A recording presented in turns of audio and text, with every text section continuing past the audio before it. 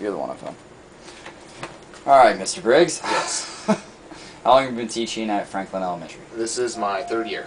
All right. When did you decide you wanted to become a teacher? High school. About sophomore year, I really liked my PE teacher at the time and took 7 of 8 semesters PE, and I TA'd 3 semesters of weightlifting in PE. Right. So, what inspires you to do it today? A lot of the time it's the kids. It's a lot of the personalities that you get to see.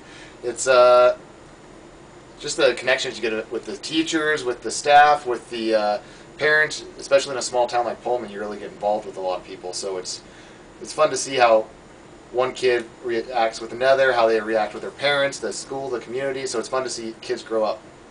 All right.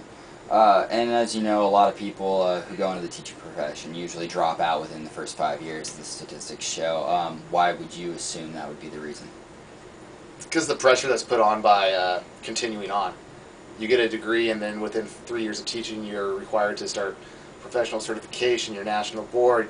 A lot of school districts like you to have your master's, so it's you just get done with a job, you just get done with school, you finish up 2 years, and then they start to pressure you to go into more school, and after a while it gets to the point, well, I'm already teaching full-time in school, now why do I have to go back? You see a lot of other jobs as a business major or an econ major, communication major, they finish school, they're done.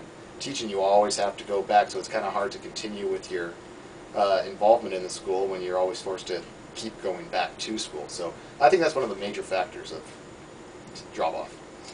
Would you think that low pay or maybe poor resources in a lot of school districts? Oh, very much, very much. The low pay part of it, and if you want to increase that, well, go back to school.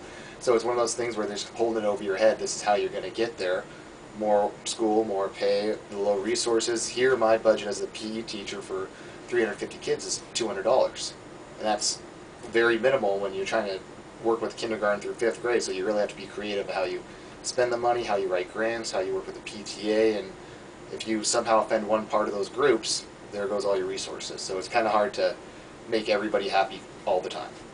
And if you could pick 2 things that they need to improve in the education system to keep teachers staying longer and more teachers to go in the field, what would those 2 things be?